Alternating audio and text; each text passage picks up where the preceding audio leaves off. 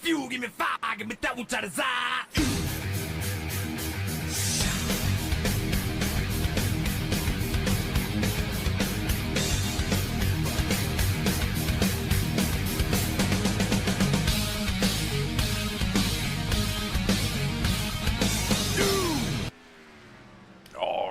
Welcome back to Wind Tunnel TV. Tonight it's the Kylou Glass Gen 4 series. I'm Dean Doucette. He's Jared Carr. Jared, good old Dover. I mean, we say a lot of favorites and all that, but, Dover, who doesn't like Dover? I do know some people that don't like Dover. I am not one of those people. I love this track. I think it's one of my, I don't want to say it's my favorite track, but it's got to be up in the top 5, Dean. Yeah, I mean, absolutely. Love this track, especially with these cars here tonight. It's going to be interesting. Couple different lines you can run out here. Tire wear going to be a big concern tonight, Jared. Yeah, I mean, these cars right here, Dean, I mean, they have a lot of horsepower. And this track already grinds the tires off on any car in the service, but you have a lot of power here. And you have to be careful about getting that power down at this track, otherwise you're just going to exacerbate those tire wear issues as this race goes on.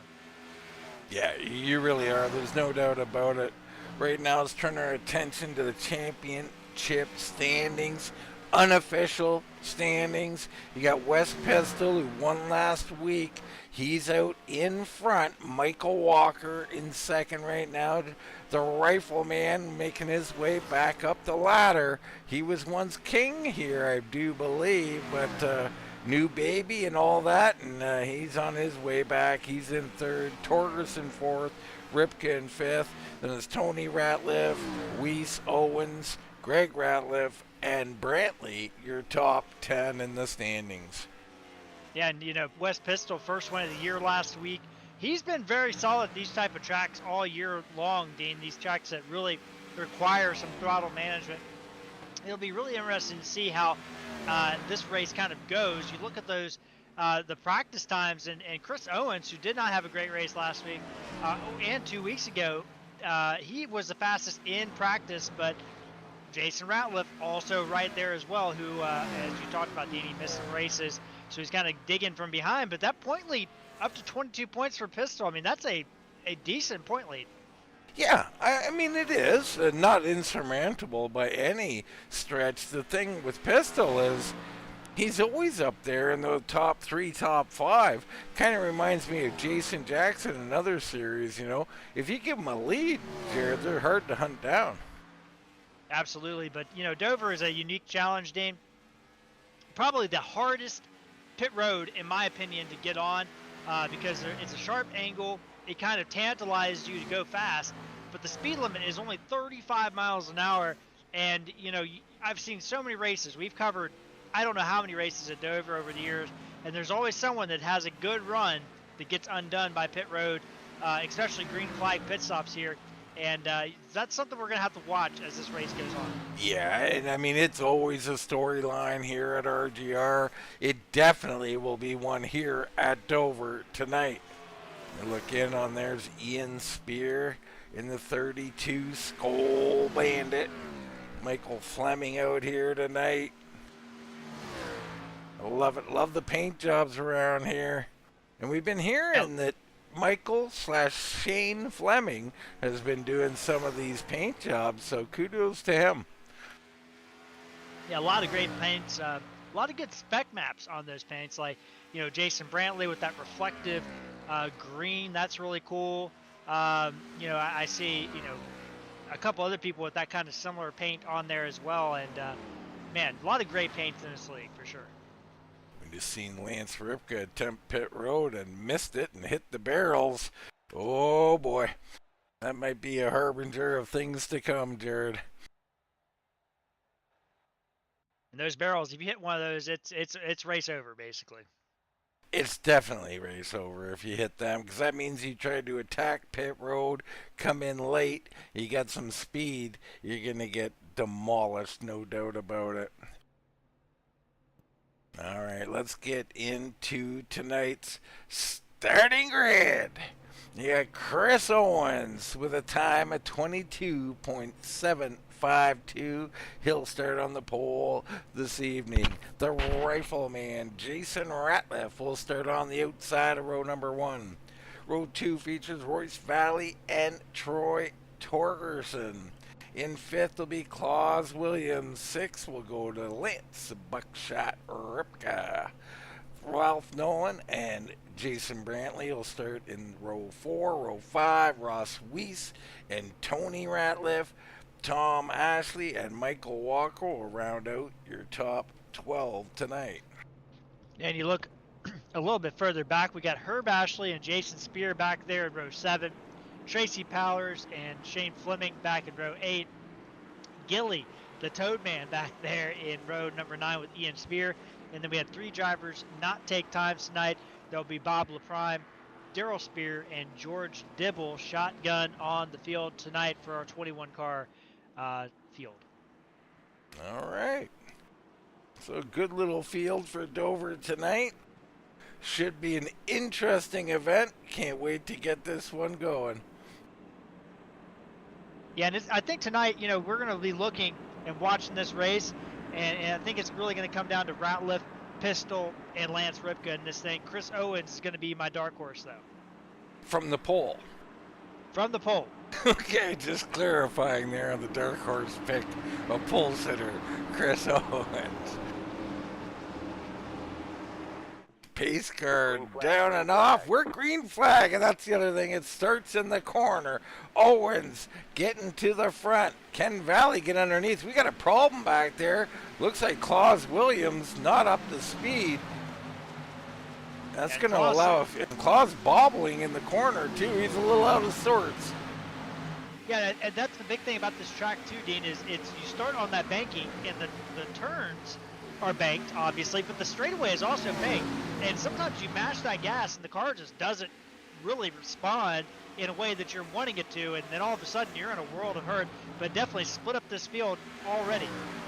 All right, Owens down and away, Nate's lead. Rifleman chasing, Torgerson third, Valley fourth, Ripka, Brantley right there. Everybody's got it sorted out at the front right now.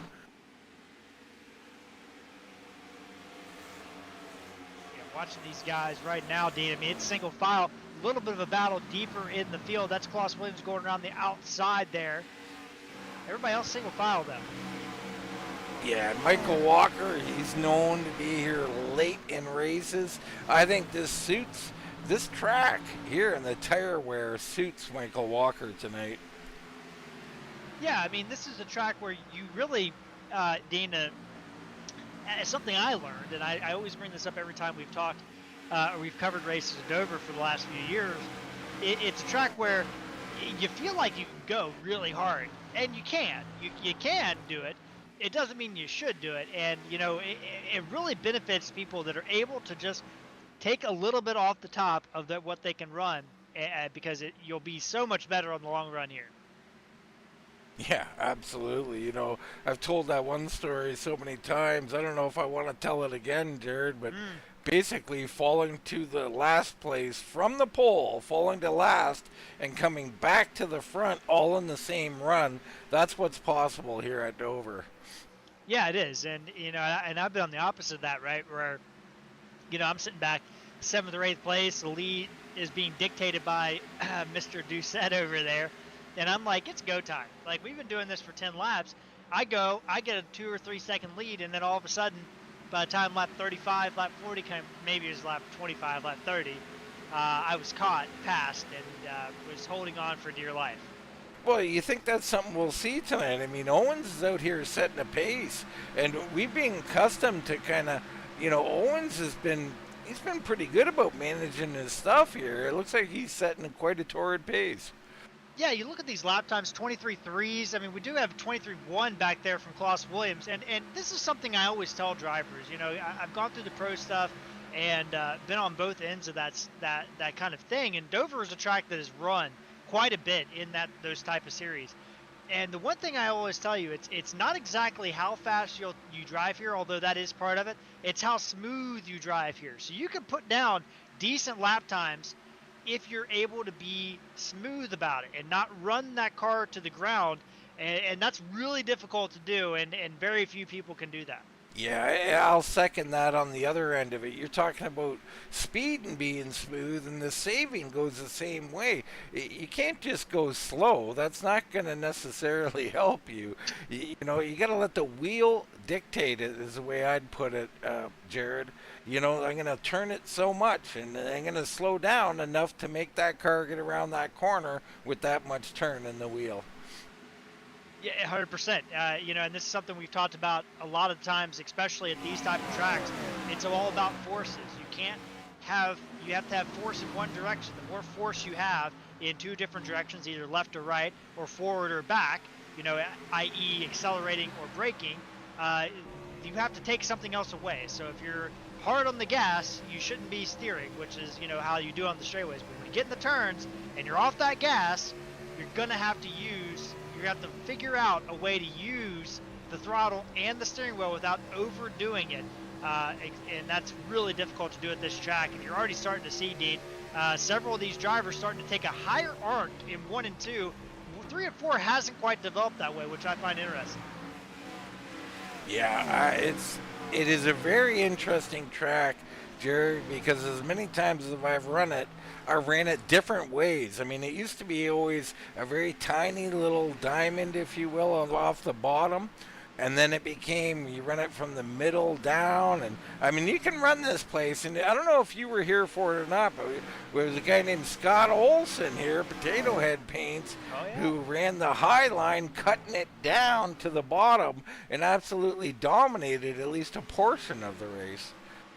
Yeah, we saw that happen. I remember that. It was an Xfinity race we covered a few weeks ago or a few months ago. But Dean, there's all kinds of action going on back in the back.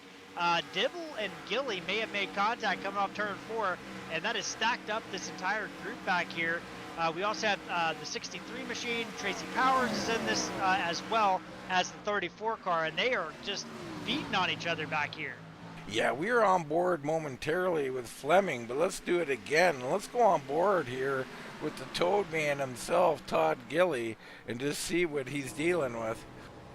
And you look at Todd, I mean, he's doing actually pretty good. I mean, let give him a little credit, but he's a little bit uneasy, right? Off the corner, he's kind of using the wheel to the left as he's trying to get straight, and that'll put a lot of stress on that right rear corner of that car, which is going to cause that push loose. And you're seeing right there in front of him, 34 in the wall.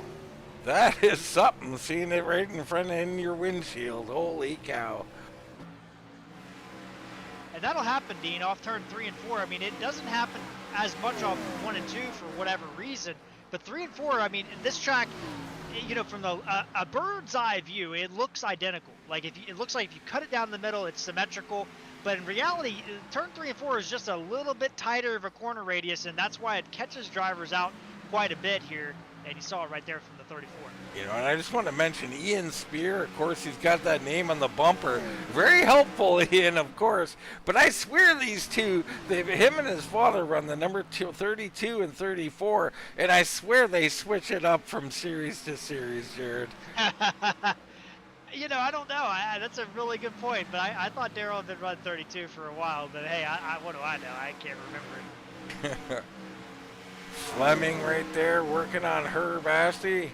He'll come underneath. Looks like Fleming on the move. He gets by Ashley. That'll put him up to a 13th place, up 3 spots. He's our biggest mover so far. Yeah, and it's been a really fun race for the leader, Chris Owens. We did have some people out in the chat. We got Wes Pistole out in the chat tonight, Dean. He's out on vacation, tuning in, watching the broadcast from where, he didn't say where he's on vacation, but I hope you're having a good time out there, Wes, in that number 98 win. Got a win and decided to head out from vacation, Dean. And as always, Doyle Lawrence out there rooting on Troy Torgerson. Yeah, Torgerson having a nice night right there in 3rd place. And sad we don't have Wes out here tonight, Jared. I mean, our points leader, that's going to change here, obviously. But, you know, we talked a little bit about him in the pre-race report there, thinking it'd be a good track for him. Not meant to be. I think I'd rather have a pina colada in my hand, though. Yeah, I mean, I can't blame you at all. I mean, when you get a victory, you gotta take a nice, vacation afterwards, celebrate that. So I I think, understand. is that a new league rule? I like it. Yeah. Right? Yeah, I'll be taking vacation next week for my turn. You will be. You got to win first, Jared. Oh, okay. Yeah, he So, said actually Wes said he's in Outer Banks, North Carolina. So there you go. okay. Well, we got lots of friends down there. Should definitely visit the Darren Bruce or the Bulldog down there. Anyway, back to the race. Chris Owens out here leading. All of a sudden, the Rifleman closing in. So maybe he did go out a little too early here, Jared. Yeah, we've watched. I remember we kind of this kind of scenario happened in the Xfinity series, right? We kind of talked about this with Scott Olson. That same race, something that we didn't talk about is Jason Ratliff was very good in that car at that race in the Xfinity car because he was able to manage the car so well, and he started chasing down Greg Ratliff late in that run. And Dean, you're starting to see it here, but the problem is he's not able to get the same kind of run off 3 and 4. But there you go, on the bottom, Ratliff is looking. Well, he just did it, Jared. He just did the Olsen line the corner before. That's how he got here. And look in his mirror, you see Torgerson has closed right up to this race. And the big thing, though, Dean, is Chris Owens kind of got the advantage, right? No matter how slow Chris Owens is, it's going to be hard to pass on the bottom because that car wants to unload on that banking. And you saw it there on turn 2, Dean, where Ratliff, he got loose underneath Owens because Owens is pushing down on top of Ratliff in that corner and really taking all the air off the side of that car. And Ratliff has disappeared on my screen at least. He has indeed, Jason Ratliff, and he's back, and he is right on the bumper of our leader. Wow. What Ratliff's going to have to do is he's going to have to straighten off turn 2, right? You can't be side by side coming off the corner. That's a no-win proposition at Dover.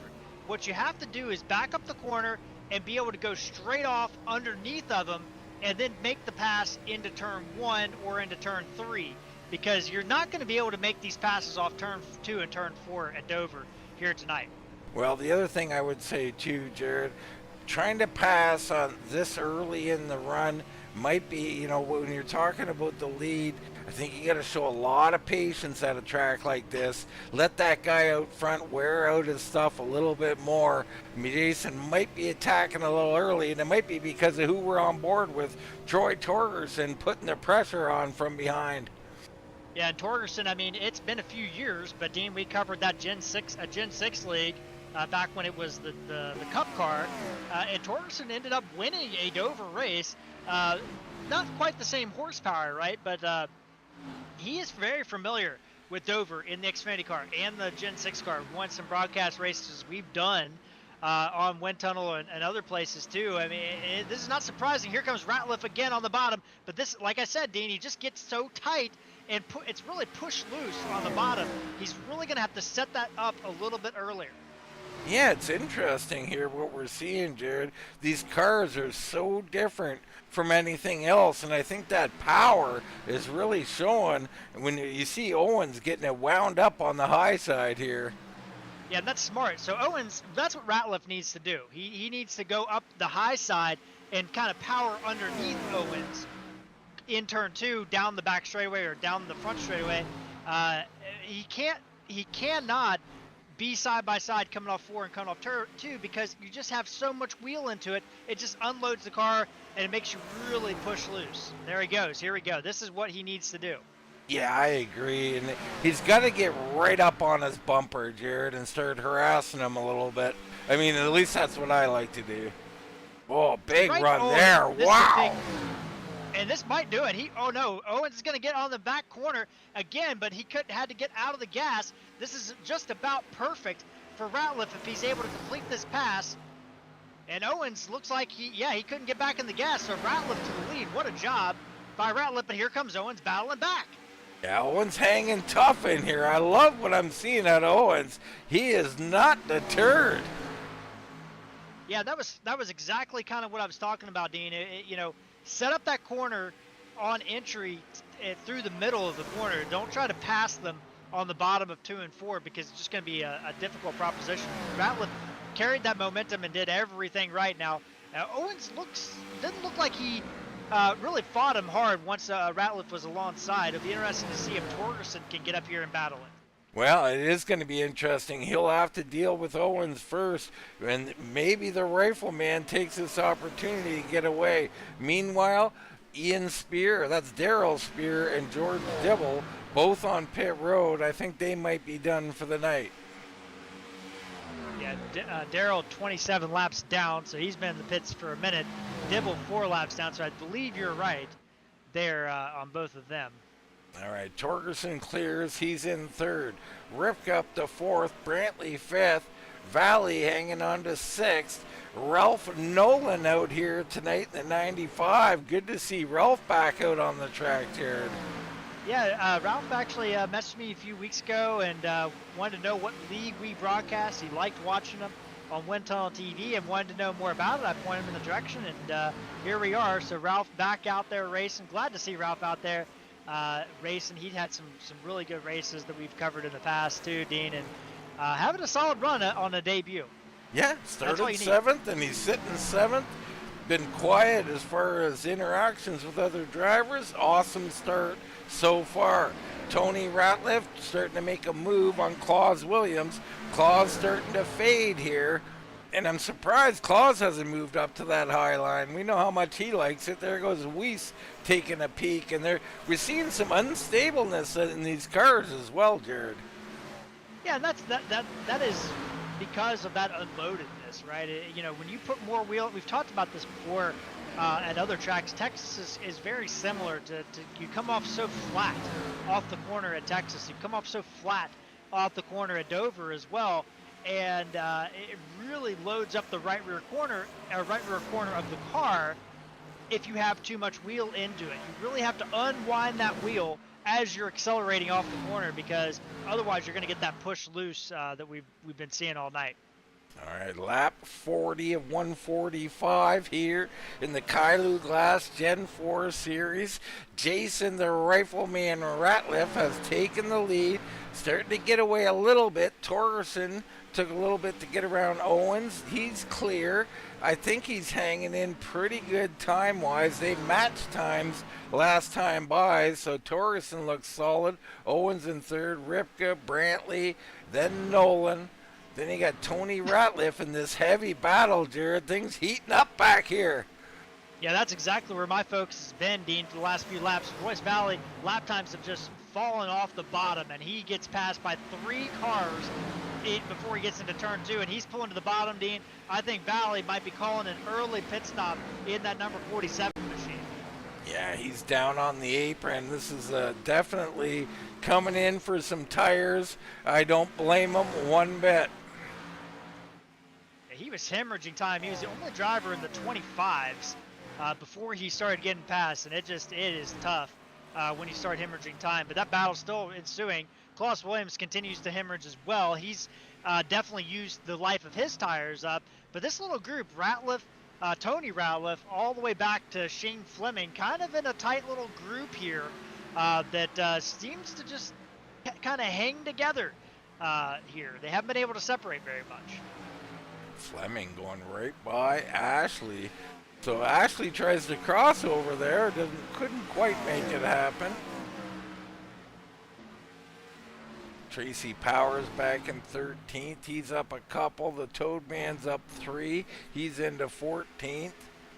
There's Herb Ashley, 15th. Jason Spear, a bit of an off night so far. Maybe the 83's pulling some strategy here. I'm not sure.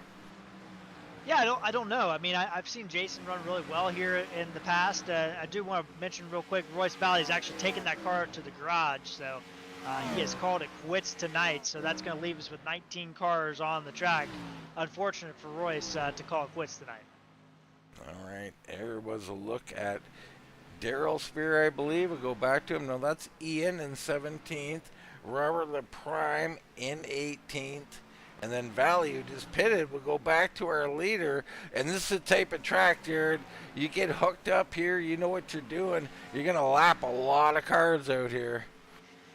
Yeah, looking at the map, I mean, Ratliff is going to, Jason Ratliff, just to specify there, he is on the same straightaway as both 17th and 18th. That's Ian Spear and Bob LaPrime. So those folks going to be very close, probably within, I would say, the next 10 or so laps. They will be fighting to stay on the lead lap, and then it won't be too much longer for Jason Spear and Herb Ashley. You know, we hop on board with Ripka here, and I just want to talk about this line I'm seeing. Drifting way up the track, at least for Dover, for me, and then cutting it down, Jared. Do you think, I mean, I'm a bottom feeder, always have been here. No, this is a line that I like, and something that I developed many years ago at this track and have really found it to work. I know plenty of people that bottom fed this track, and it's worked really well for them. Me personally, I just let the car kind of roll through the middle of the corner and don't try to fight the car to the bottom. And I like what Ripka's doing here. Now, I haven't driven the Gen 4 car at this track. I don't know if that's going to put, more stress on the right rear tire specifically here, because you see Owens, he's driving in a little bit higher into the corner, right? I mean, he's running very high up, whereas Ripka's running a little bit where I like to run here. Yeah, I mean, ever since I said it, Ripka's run a little lower, of course, Jared. You know how these things go. But generally speaking, he was almost like the old Olsen line out there for a lap or two. And like you said, it seems like Owens is taken to that now. Yeah, and you see Owens, I mean, right now, I mean, he is slow, and he's heading to pit road, Dean. Heading to I was pit road. going to say, I thought he was going back to the bottom because we brought it up. But no, he's on pit road, and that showed you right there how dangerous those barrels are, Jared. He was almost into them. Yeah, he was, and I thought he was either A, going to hit those barrels, or B, going to speed, and we don't know if he sped yet, but we also have Weiss, Klaus Williams, and Fleming on pit road as well, so the pit window is open, Dean, for these drivers. Yeah, most definitely it is, and this is an interesting track. You hear me talk about how many stops can beat like a 2-stopper versus a 1, a 3 versus a 2, all these type of things. The one thing you need is you need a track like Dover. There's a consistent drop-off, generally speaking. I haven't analyzed tonight. Don't email me or anything. But, it's generally, it has a consistent drop-off throughout the whole run, Jared. And that's what you need when you're going to try and get more stops versus less stops. Yeah, you look at Jason Ratliff, his best time, 23.2 here through this race so far. We've dropped down to a 24.2, so about a second of fall off, which is a little bit... That's not bad. Not as much, not bad, really. That in real life, or even a few years ago on the service, we'd be looking at 2 seconds of fall off by this point. Yeah, I was going to say by the end of the run, like 250, Jared. Like a lot of drop off. Yeah, so I do want, there were some drivers, I do want to point this out, there were some drivers that did have closer to 2 seconds of fall off. Nobody exactly had 2 seconds of fall off that is still in the race. So I think that, this is going to be really interesting because I think Ratliff, what's he got to do here, Dean? Lap 72? 73 is halfway? And that's only 20 more laps. Can he make that work on a one-stopper? I mean, I think the one-stopper is the play if he can make it work. I think the problem with Dover has always been the tires, not so much the gas. I think gas mileage-wise, he's good to go. Tires, I don't know. I mean, especially on the first run, Jared. When the track gets rubbered in, the tire wear is a little bit less. But in this first run, it's going to eat him up. I think you're going to see at least somebody pop a tire here tonight. Yeah, Dean, we've covered some Dover races, and turn 1 and 2 looks very rubbered in, or starting to get rubbered in.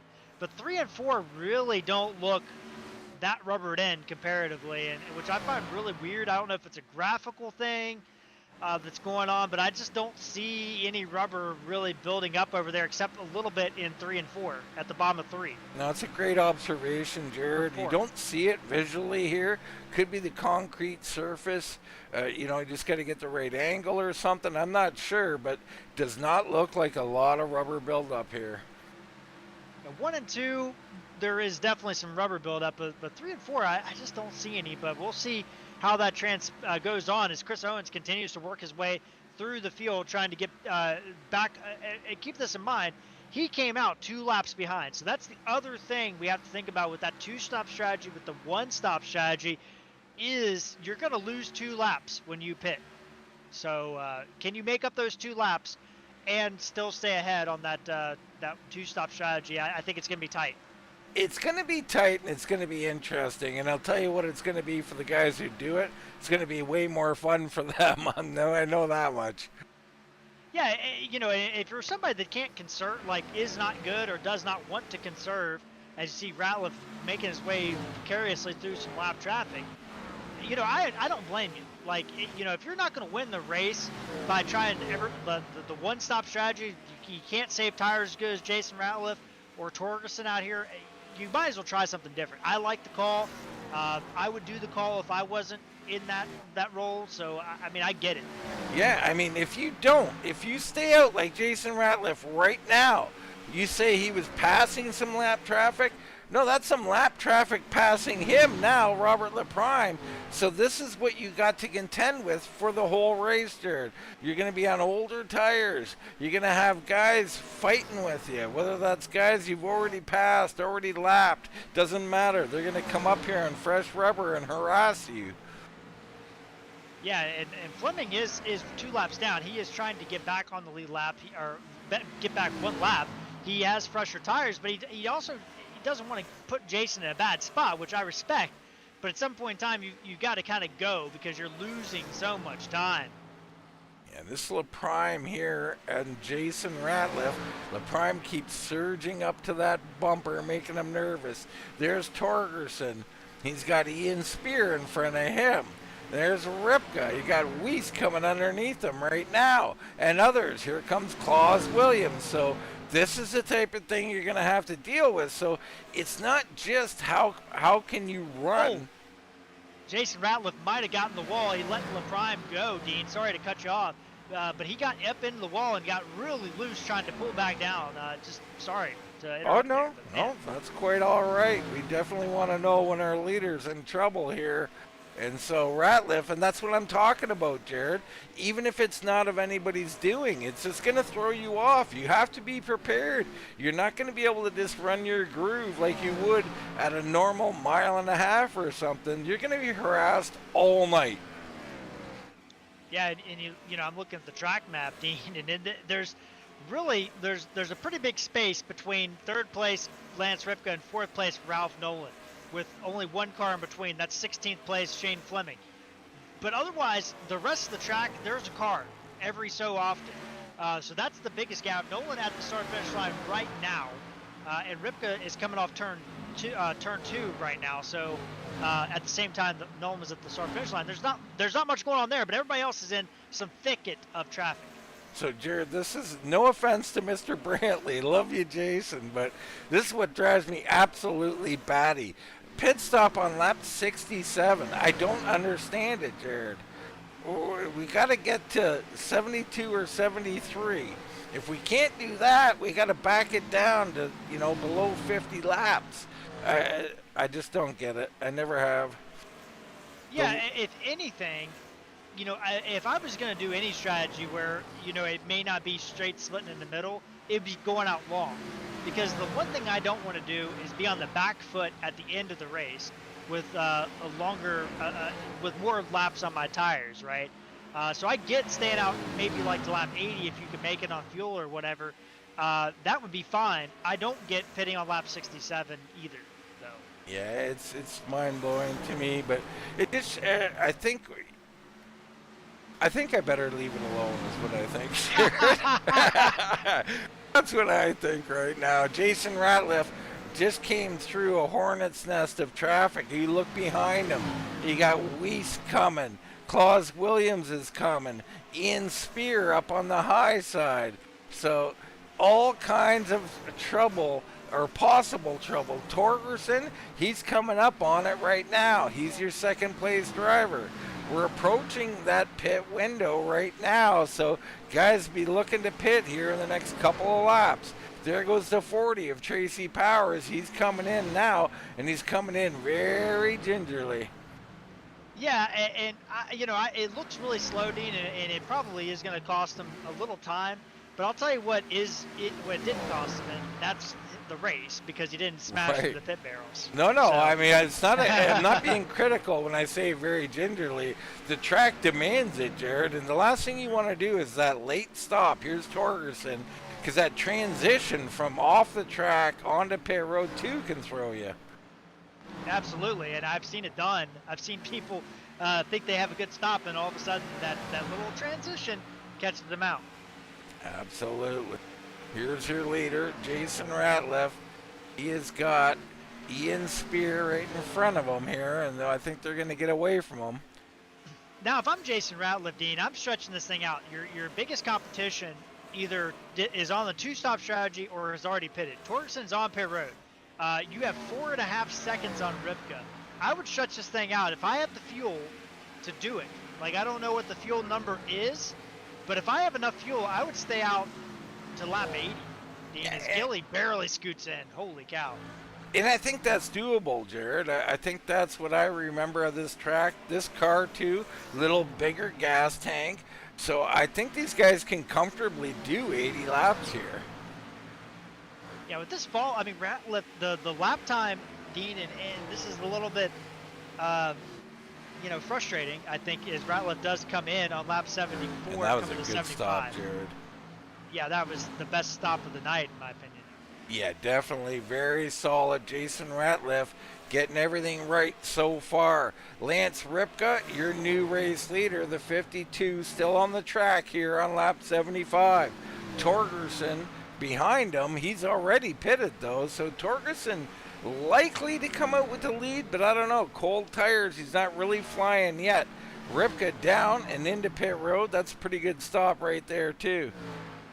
Yeah, the other thing we have to keep in mind is we still have the two stoppers that might be in the lead. I think that might be rotate back to Chris Owens as Michael Walker heads in, as does Ralph Nolan, as does Ralph Nolan on pit road.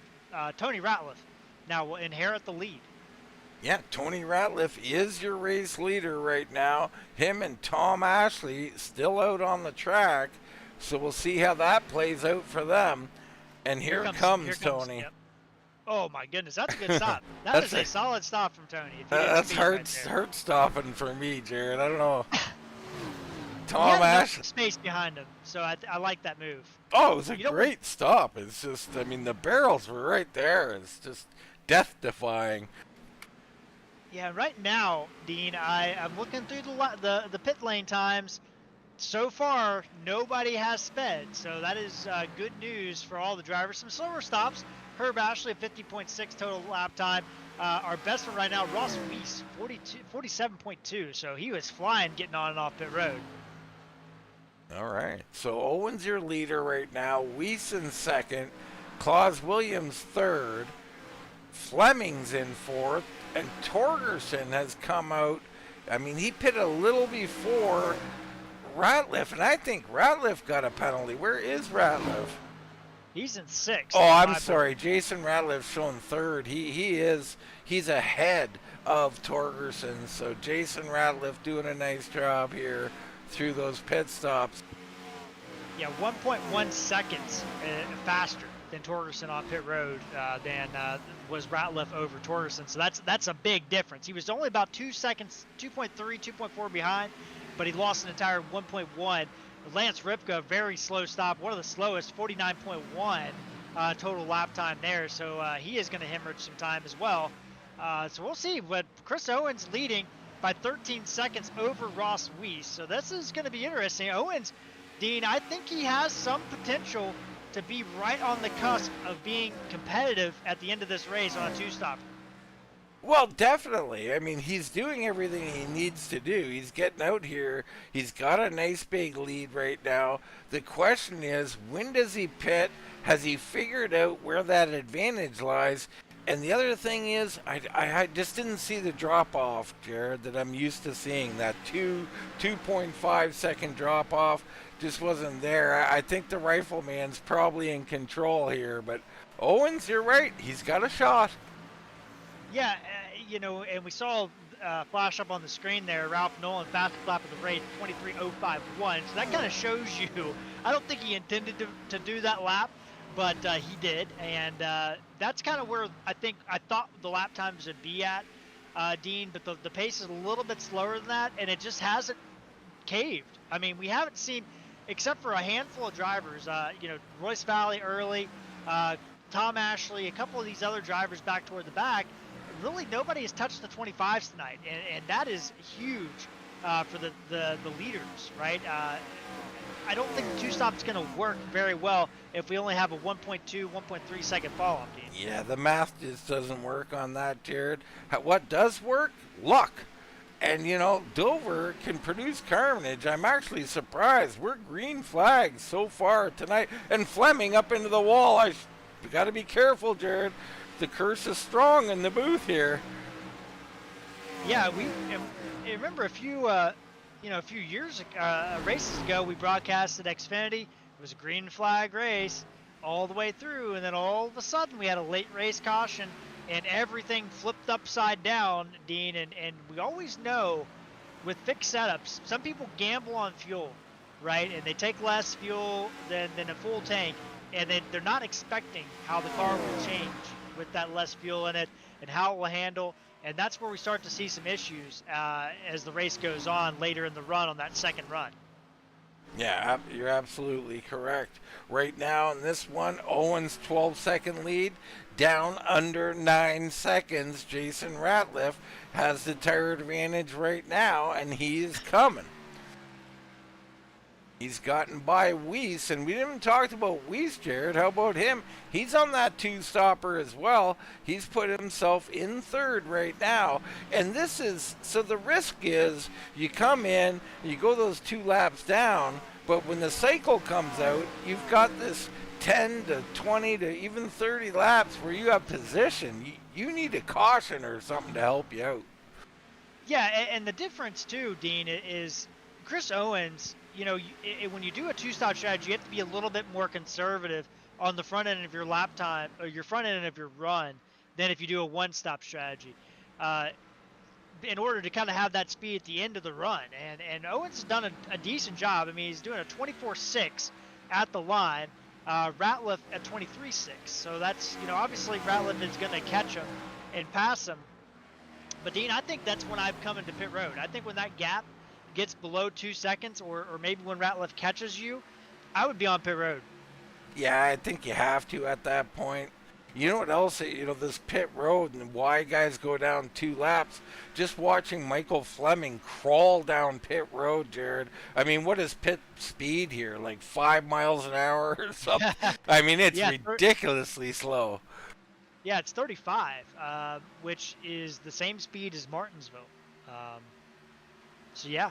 Yeah, I've always found that a little extreme and a little strange, but it's part of Dover. Yeah, and it's, it's a shame, Dean. This is a great track that's put on some really good races, and, I hope that it remains at part of NASCAR for many years, but I do have some concerns about that, but that's not here nor there. Yeah, that's neither here nor there. Let's leave that one alone for now.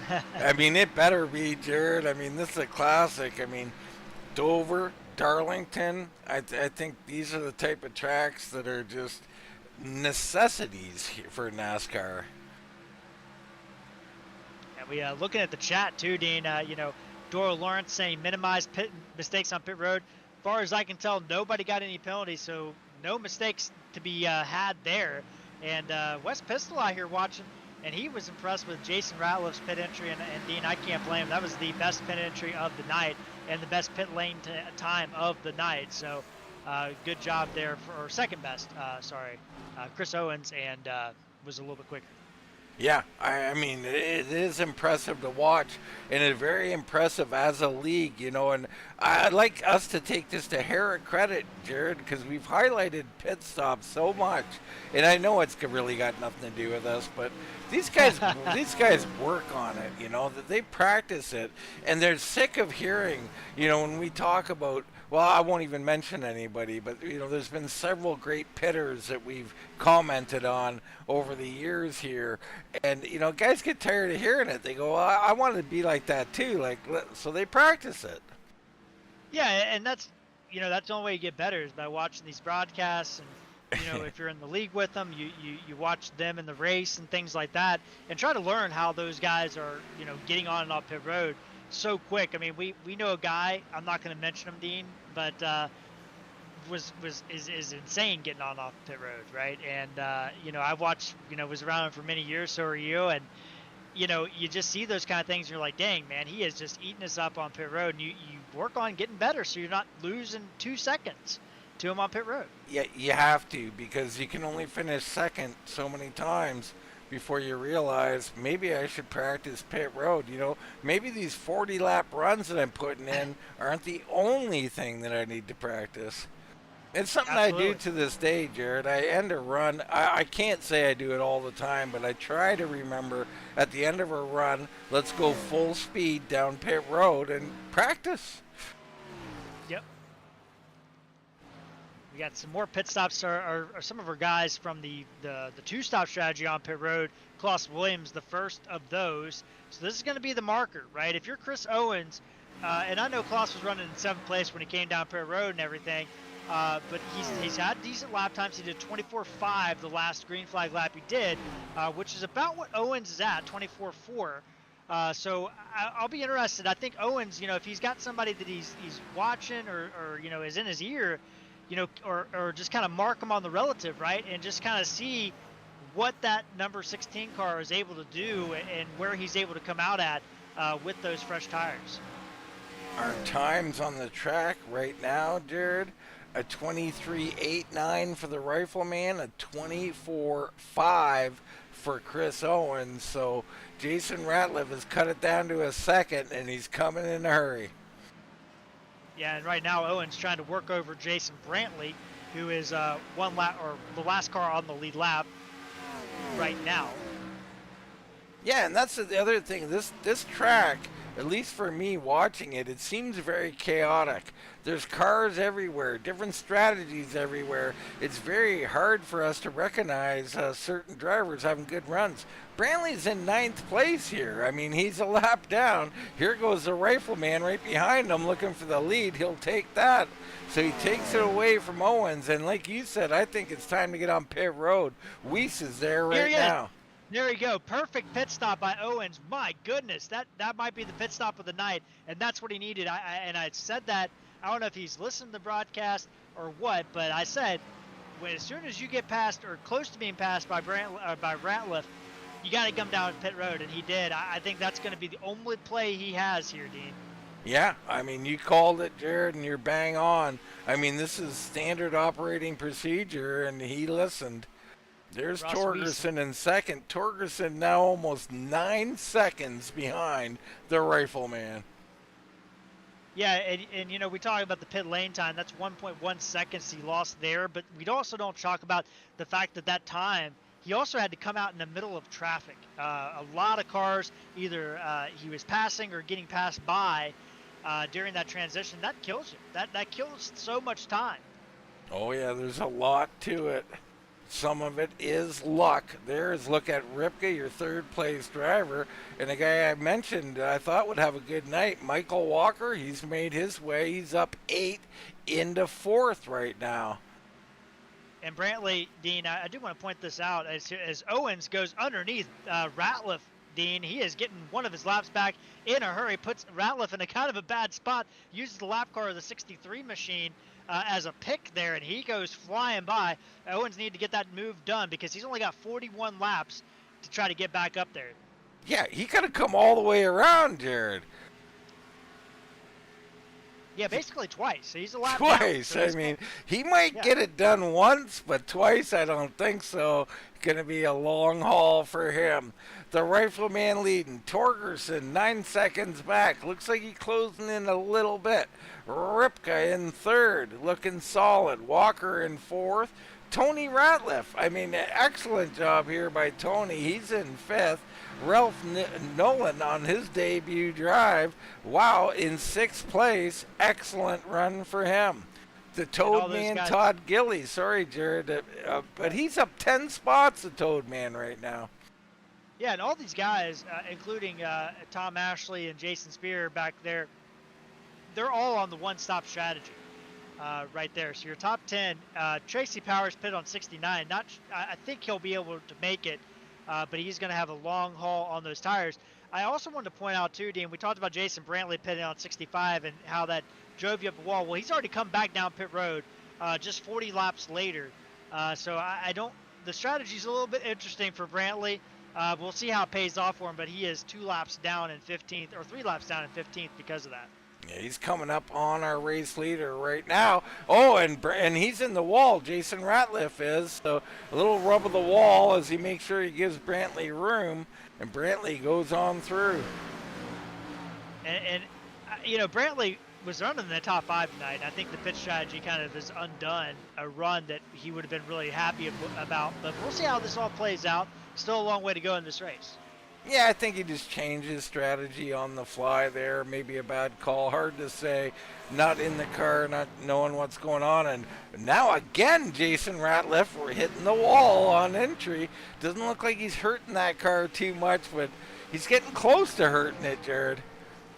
Yeah, Torgerson actually 2/10 quicker that last couple laps. I mean, that 2/10 over 8.8 seconds is not enough to get the job done, right? But it is, you know, something to keep an eye on if that gap continues to come down. But right now, Ratliff does have plenty in the tank, but you don't want to ruin a good run by hitting the wall.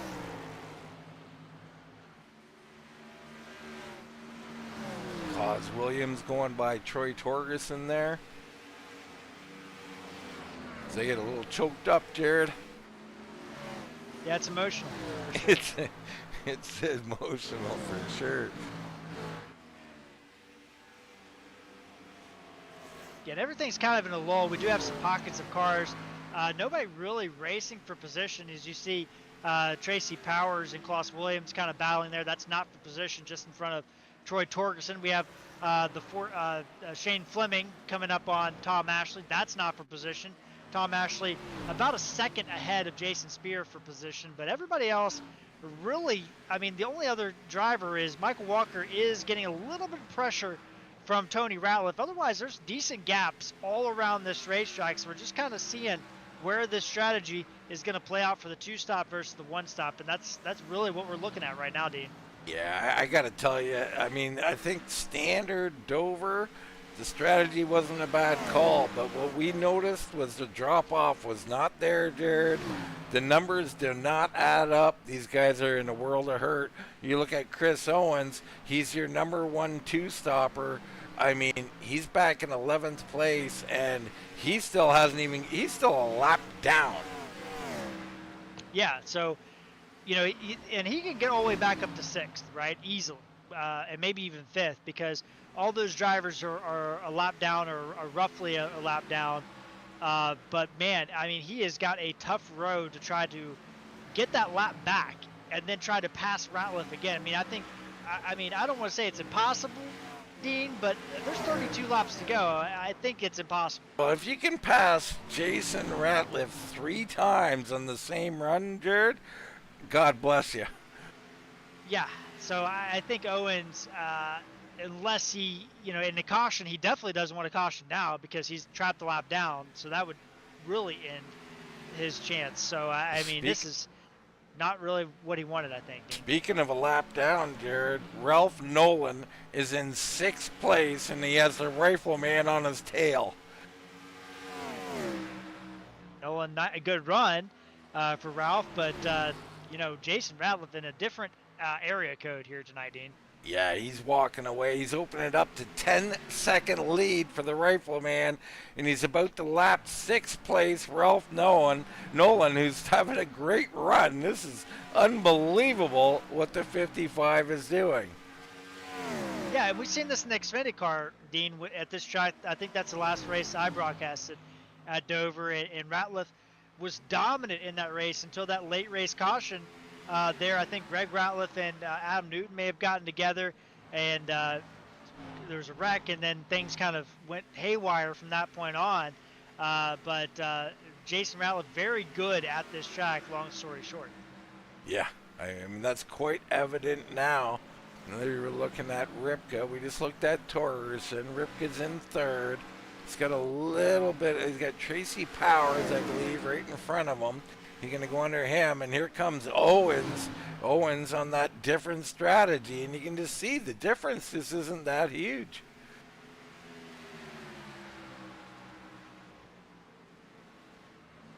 Owens still unable to get that lap back. I don't even know if he'll get a lap back. Never mind coming all the way around again. Yeah, Ratliff in turn 1. Chris Owens is in basically, so Ratliff turn 2. Owens is in the front stretch. So he's a lap and a half behind. He just got sideways trying to get underneath of Ripka, held on to it. Great job of holding on to that thing, and he does make the pass. So Owens now has gotten by third place, and he'll work his way up towards Torgerson and Ratliff. Yeah, I mean, it's still a good run, 8th place, Jared, and maybe had a little more fun doing it. Yeah, and he's got about 3.8 till he catches Todd Gilly. There at the end of that run of some of the one stoppers, I should say, there at the back end of that stop. So he does have an opportunity for a couple spots. Nolan is about 10 seconds ahead of him. I mean, that might even be cut a little bit cut there, Dean. I don't know if he'll be able to get to Nolan before the end of this race because the gap's not coming down super quick. Yeah, I think at this point they're almost equalized. I mean, right now, last time by Chris Owens at sub 24 second. Everybody else in that 24.4 range. So I mean, he's making up some, but yeah, it is what it is, and it's the rifleman's night. I mean, it's a 23 lap parade for him. But as I always say, Jared, here at RGR, anything can and usually does happen. Yeah, like I said, we had that caution late in a 160-lap Dover race. I think it was like lap 130 or something like that. So not out of the woods yet until the checker flag flies. But boy, oh boy, it has been the Jason Ratliff show, and what a way to kind of get back into the league after taking that time off for the birth of his new child. So I mean, it's huge race for Jason Ratliff tonight. Absolutely is. There's a look at Torgerson. He's behind the Toad Man, Todd Gilly, who's actually in 7th place, while Torgerson's in 2nd. You don't often see them in this order with the 2nd place behind 7th place, but here you go. And he'll make that pass, so the Toad Man will fall in line, and there's, I believe, Owens right behind them. It is Owens. As we're looking down from the blimp there, Jared. And it really gives you a good idea of the lines that everybody's running there, right? And really cool view, and like I said, Dover, very fun track. But man, the chat's been blowing up tonight. Love to see everybody out here chatting in, chiming in. Doral Lawrence saying this is a great run by these guys. Dover's very challenging. They don't call it the Monster Mile for nothing. But these guys have been up for the challenge, and Wes Pistole, he's just shaking his head. It's impossible without a yellow, Dean. But so far, green flag only here. Yeah, green flag. And give credit to these guys because it's not easy out here to run green. We've seen how much traffic you have to get through. Guys are getting loose and sideways and all that. So it's a credit to them. Everybody's held it together. A few wall rubs here and there, and that's about it, Jared. Yeah, I mean, I haven't seen really anybody, hit the wall super hard. I haven't seen anybody really give each other contact. And that's the thing, too. And you've talked about this 100,000 times, right? The more challenging the racetrack is and the car is to drive at that racetrack, usually the cleaner your race you're going to get because people are kind of being conservative with their driving. Yeah, and that is the truth. I mean, everybody thinks it's the opposite. They think they're going to go to a hot, slick track or difficult track. It's going to be a caution fest. It's usually the exact opposite. And we've seen this, what, Jared, now? I mean, we have, what, 10 years of evidence now? Yeah, I mean, not quite 10 years, but it's getting on 10 years. It's together, getting Dean. there. Here's a little battle. Tony Ratliff trying to hunt down Michael Walker II as Jason Spear comes in. So Spear, he might have retired. I'm not He has, sure. yeah. Jason Spear has pulled to the garage along with Herb Ashley, both of them retiring along with Ian and Daryl Spears. So, Dean, we are down to 16 or 15 drivers still on the track. Dibble is making some laps out there, technically. I mean, sometimes well. you just got to get to the farm, you know? Yeah. Well, farming, we're on 25 now, Farming Simulator 25. Yeah, that's right. You took back the curtain on me, Jared. Nonetheless, Tony Ratliff closing in on Michael Walker II. So he's got Tracy Powers right there. He'll get around him. It looks like pretty easily here. Powers moves up the track. So this is going to be an interesting battle with 13 to go. Tony definitely a hair quicker. Yeah, and Tony, he is. And Jason's right behind him, by the way. Yeah, and this is crazy because Jason, I think he could get all the way up to these guys lap down. He's not going to catch Ripka, I don't think, to put him a lap down. But what a run by Jason Ratliff. And Tony Ratliff, Dean, what I was going to say is he is also somebody that's really good at Dover by all counts. But Jason Ratliff is putting a clinic on his brothers. Yeah, this is quite a showing here, just beating up on the field. So right now, he rides behind him. I think it's actually rattled Tony a little bit because he's slowed down a bit. Michael Walker's walked out a bit, so Walker looking safer in fourth. What a run for him. Important run for him as well, Jared. Yeah, I mean, the points we talk about, we haven't talked about it a lot tonight, but we do talk about it all the time. How these points have been topsy-turvy. 22-point deficit coming into tonight. Now, obviously, Ratliff dominating this event with 6 points behind Michael Walker.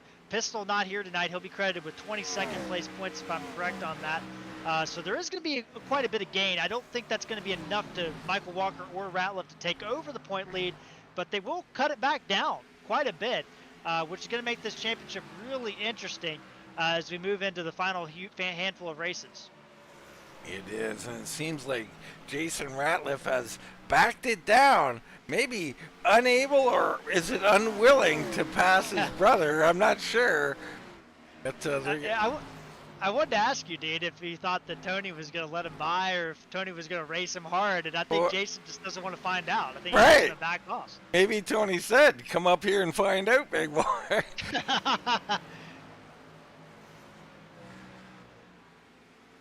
Yeah, the lap times definitely have dropped off. And I mean, if you're Jason Ratliff, what do you matter, right? Torgerson's 10 seconds back. I mean, you could drop down to 25 seconds at this point, lap times.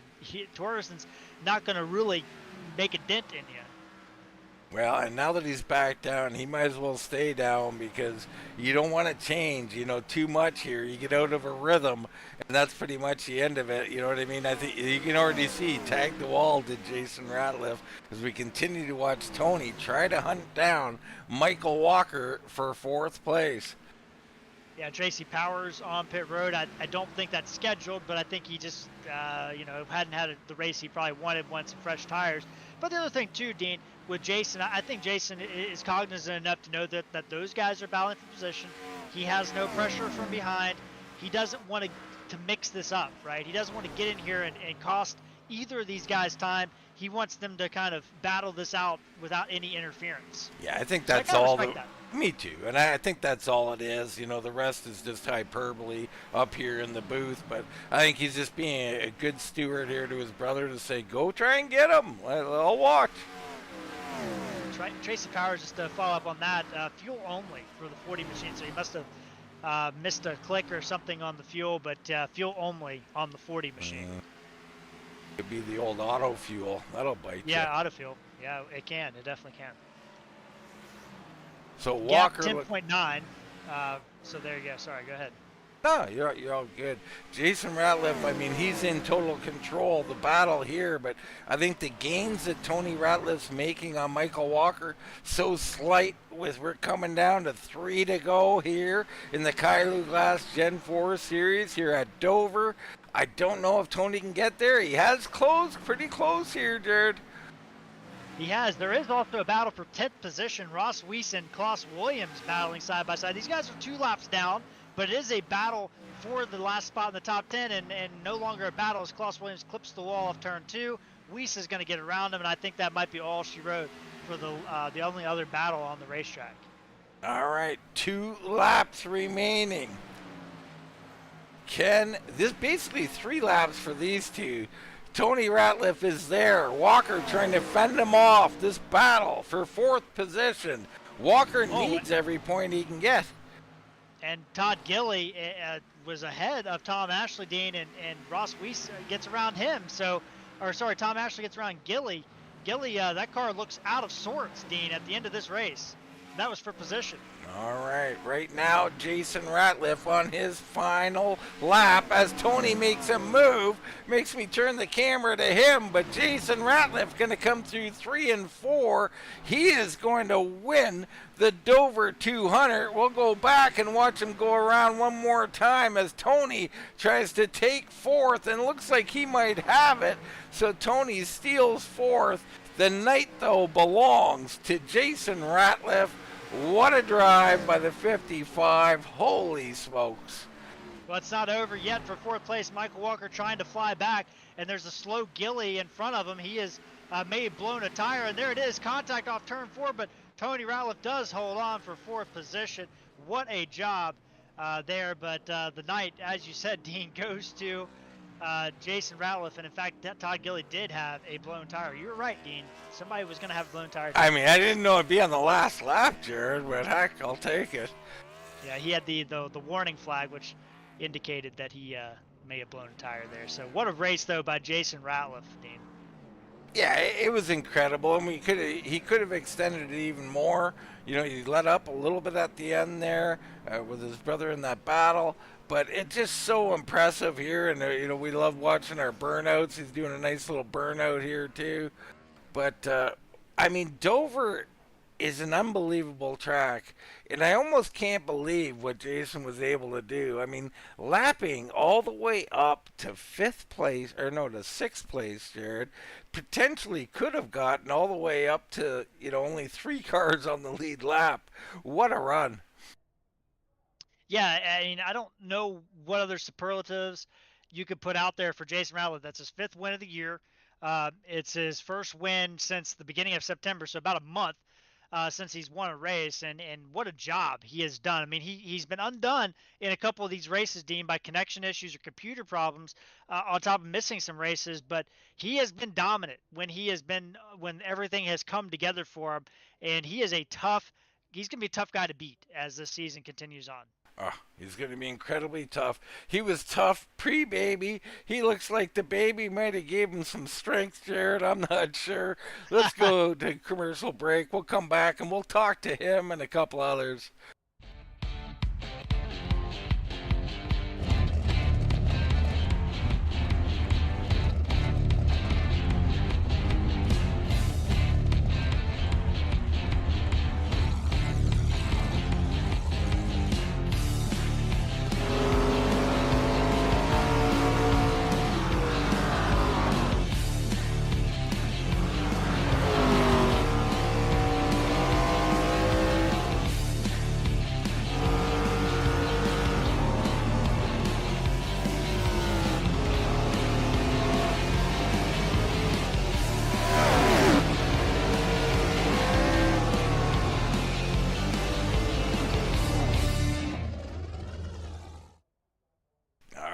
Back here at Dover, where the Rifleman put on a show here in the Kylou Glass Gen 4 series at Dover. Jared, we talked all about it. I mean, we look at the standings here, and the other thing that's notable, Chris Owens got back to 7th. That's as good as anybody could do on that 2-stopper tonight. I mean, we had a few of them out there that did okay. You know, Weiss was up there. I'm not sure who all ran the two stopper. I don't know if Tom Ashley did or not, but solid eighth for him. But I see a lot of plus ones on the right side of the screen there, Jared. Yeah, and that's the thing is, a lot of drivers uh, gained a little time, very little time doing the two-stop strategy. The one-stop strategy was clear winner tonight, but yeah, you're right, Dean. A lot of drivers lost a lap there. Nolan, the first car, one lap down in six. Several drivers losing more than one lap. We did have, Tracy Powers run out of fuel late in the race. Todd Gilly blew a tire late in the race. So, yeah, tough race for a lot of drivers, but man, what a job by Jason Ratliff, and a solid race for Torgerson and Ripka. That battle actually, Dean, looking at those results, was getting a little bit close there at the end. We kind of didn't notice that, but yeah. Yeah, it was, and maybe that's something you can bring up, as I believe you got our third place driver right now. Yeah, I'm sitting down here with Mr. Buckshot, Lance Ripka. Lance, what a race here tonight. It looked like you were closing in on Torgerson there toward the end, but just ran out of time, it looked like. Yeah, I think Torgerson was a little bit closer on fuel than he thought, so I think he was kind of conserving there right at the end. I did kind of figure something out there that second run, pick up a little bit of speed, but I don't think it was going to be enough to get in inside the top two. So all in all, good race. I'll take a third. So talk about how treacherous this was tonight. It seemed like a lot of drivers were driving pretty conservative. Guys were just kind of giving each other space, but it just seemed like that once Jason Ratliff got out front, it was kind of setting sail at that point. Yeah, I think anytime Jason gets out front, he sets sail. He's fast about everywhere. He's been doing really good. But yeah, I mean, this track here, I mean, you can conserve all night long, but you're just gonna put yourself behind the eight ball. You still gotta keep your car up there and keep it in position to make something happen. Lance, you had a solid run, but it was kind of an uneventful race here tonight for you. I mean, I don't think really, other than the beginning part of the race, that there was really anybody around you. How do you keep focused in a race when you're just kind of in no man's land? Yeah, one lap at a time, one corner. It's it does get kind of difficult, especially when you get kind of late at night. Have a long day at work, and then come in here and then try to maintain focus on it. But yeah, it's just uh, we do this because it's fun. It's exciting. Um, so it doesn't really matter who you're racing, whether it's lap cars or the leaders. It's a good time. Absolutely. Well, it was a great run for you as you're out here putting out some great races as of late, Lance. But I'm going to turn the mic over to you and let you have the last word on your race here tonight. All right, I'll give a shout out first of all to my son and his new wife Melody. They just got married this last weekend, so hats off to them. It was a fun weekend. Um, WTTV for putting on these broadcasts. Kylou Glass, the Gen 4 series, Alive Church, East Coast Web Printers, everybody that runs in this league, top notch drivers all around. Um, and of course, shout out to the men and women in the service. All right, Dean. That was our third place finisher here tonight, Mr. Lance Ripka. Yes, sir, and we salute him and the service and all that, and we salute Troy Torgerson here at 89 with a very solid second place. Congratulations, Troy. How about that, guys, man? Caution free at Dover in this late 1990 car, man. And whoo, did it get thrown? I got thrown around like crazy tonight. Boy, it was a bumpy ride. Yeah, it looked like it, Troy. It looked like you did a great job out there controlling it. You brought it up caution free. I mean, it's not easy to go caution free. Heck, you got different strategies, different tires. You're in traffic a lot of the night. How hard was it out there, Troy? That was really hard. I mean, caution free. You just got to salute the drivers in this league. My Lord. I mean, I've been in leagues and 20 cautions in a race like this tonight, but yeah, you got to give credit to all the drivers in this league. The group that Gilly has put together, as Toadman has put together, is just phenomenal. we started on the outside of the front row, I think, fourth, and we ran up front most of the time and tried to take it easy. Didn't know what the right front was going to do there, and thought it was going to be real close on one stop, so I was trying to save it. And I was really good on tires when I pitted. I think I short pitted one lap, and it almost cost me because I was sputtering out of turn 3 on the final lap there coming to the checkers. But yeah, it was a bumpy ride, man, but how much fun this car is to drive. Yeah, Wow, what a great race. man, it brings back a lot of memories from the old days, Troy, watching this car, the way you run it around here. And it wasn't necessarily traditional. I mean, you had to work the lines here tonight. What were you finding? Was the track changing on you? Were you searching it all tonight, or was it pretty standard for you? Yeah, when we got around the 26 there on the first run and Jason got away a little bit there. I was searching. I wasn't catching him. I think we were staying the same. I tried moving around a little bit, but like I said, I didn't know what the right front was going to do, and I certainly didn't need a meatball. Um, so he was just that much better tonight, man. He was hooked up. He was, and we got to look at the points as well, Troy. Though you get second place tonight, you move up in the points. I mean, dare we dream? Dare we start talking championship competition here? I'm just trying to go out and run consistent every week, man. I'm here to have fun. If the points fall that way, what a huge bonus that would be. I'm not going to lie. If we get down to the last couple of races and we're close, I mean, I might have to flip somebody around, put it in reverse, and cross that start finish line. I love it, Troy. I love it. It does mean something. You can almost hear your voice change there, Troy. These things mean something as we get closer to them. I hope you're there, and I hope we talk about it. Great run tonight, my friend. Great to see you in second place. We'll turn it over to you. Anybody you want to shout out? Thanks a lot, Dean. Man, you guys up in the booth, like I said the other night, man, you guys are the best in the business, best on the sim. I've watched some other broadcasts out there, and there ain't even nobody close, man. You guys make it very entertaining, very fun to watch. I mean, I've got people that the crowds are coming up. They may not say anything in chat, but they tell me they watch it. So I got to thank Doyle, man. Put the Navy on the podium again, man. He paints all my cars. Great friend. He comes out and supports me every race, and love the guy, man. He makes me look good out there with the paints. Got to thank Team Spear, Jason, and everybody, man.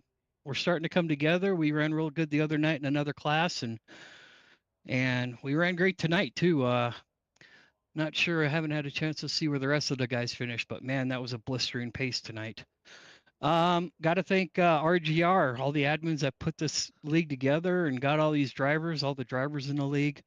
We got to thank Kylou Glass for the sponsorship tonight, East Coast West Web Printers for the Thursday night broadcast and race, and a live church on Sunday in the Xfinity car. So I just want to shout out to all the men and women in the United States military, man, and thank them for service. Be safe out there. God bless. All right. God bless, Jared. That was the second place finisher, the 89, Troy Torgerson. Yeah, and I made my way over to Victory Lane, Dean, here with Jason Ratliff grabbing his 5th victory of the season. Jason, you missed a few races, but it doesn't look like you missed a beat at all on the racetrack. Yeah, it took some time away, but feels good to get behind the wheel and get back in Victory Lane here. Well, I don't even know where to start other than you just put a complete whipping on the field. You lapped all the way up to 5th place. Maybe could have lapped up to 3rd place, but looked like you were letting 4th and 5th kind of battle it out there at the end. Did you just feel that confident in the car and the track combination tonight, or did things just play out that way for you? I guess it kind of played out that way. I thought we was going a little too hard at the beginning of that first run when Chris, he hopped out there to like a second lead, and I didn't want too much pressure from behind, so I tried to stay just a little bit ahead of 3rd place. I believe it was Troy at the time, and it just kind of worked out to where we could stretch out a little bit, and then that was fun passing Chris, but appreciate the room. It's always a blast racing him. But the car just kind of came to us, just stay consistent and maybe try a different line or try to cool the tires off for a little bit and then pick the pace back up just a little bit. Well, let's talk. I mean, you didn't really have a lot of passing you did out there as far as for position, but it did. You did work over Chris Owens for a few laps there, and we noticed it was. It seemed like it was really tough to pass off turn 2 there. It seemed like he was able to pinch you down a little bit, make that car kind of develop a push loose there. Was that the case, or were you just not able to get the run off the corner, or were you just kind of conserving at that point? Yeah, you just can't get. He left us plenty of room, and the car didn't get. I don't think it got any tighter with him being there. It could have, but it's just coming off at the wrong angle, especially if you hold low, the hole 1 and 2. You just don't have the wheel to turn left and put the gas in without it snapping to the rear end coming around. So it was really hard to set up that way. So I kind of just had to. I don't remember which corner it is, but I just kind of sent it in, got on his bumper, and I knew I had a little bit better tires, so I could stay low and keep my speed up, and hopefully get alongside of him and pass him. Well, you did a good job there. And, the other thing I wanted to ask you too, we saw a kind of a split decision tonight on the 1 stop or the 2 stop. Ended up being the top 6 positions were all 2 stop or 1 stoppers here tonight. Did you ever consider or look into a 2 stop before the race, or were you 1 stop all the way? No, I figured with the practice I did, the pace I felt consistent running, the 1 stop would be better. My only worry, honestly, was when traffic got out there, you're not going to run as consistent lap time, so you could fall off more than obviously if you had the whole track to yourself. So that played a little bit of a factor in it, but it helped that the guys close to us kind of played the same strategy, the 1 stop strategy. So we was able to stay ahead of everybody when the pit cycles, cycled all the way out. Well, Jason, you put on a clinic tonight, but I also have to ask you, man. Like, I don't know if it's your first kid or what, but how are you adjusting to the new child? Oh, little Ezra, he's doing great. It's our second one as a boy, and our oldest is a boy as well. So he does real good. He does real good sleeping, does eating well. I mean, he gets that honestly. So he's a little blessing, and we love him to death. That's awesome to hear, Jason, and great run here tonight for you, man. I'm going to turn the mic over to you and let you have the last word on your race here tonight, man. All right, thank you. I'd like to thank you guys up in the booth for putting on a good show for us to come watch after the race is over. I'd like to thank all the viewers here. I'd like to thank Alive Church on Sunday nights, Kylou Glass for this series, and Jason Brantley and East Coast Web Printing for Thursdays. I'd like to thank my team, United Motorsports. Also, shout out to Jason Brantley and his family. They just he just lost his mother-in-law, so condolences and prayers to his family, and all the admins and people behind the scenes, all the members who make up the league, and yeah, hopefully we can see y'all soon. All right, Dean, that was our winner tonight, Jason Ratliff, and I think the point standings have been updated. Looks like he has a 1-point advantage officially over over Wes Pistole coming out of this race, and just 3 points over Michael Walker, Dean, with 5 races to go. I mean, it's coming down to it. Yeah, Torgerson creeping up in there as well. I mean, it's going to be something. And, it kind of started that way. Now we're back to it again. So this series, I'm telling you, there's something about these Gen 4 cars, Jared. Maybe me and you got to go race them too. I don't know. Yeah, maybe so. I know that they're heading to Iowa next week, so it's not going to get any easier for these guys either. Well, it's another great track and another one I love personally. We'll see how that all goes. But on a night tonight was all about the Rifleman. What a job he did. And it was about Dover as well. What a track. I love this place. It put on a show. But for myself, Dean Doucette, for Mr. Jared Carr, that's going to wrap it up from Dover Motor Speedway. And we'll see you right here next time on Wind Tunnel TV.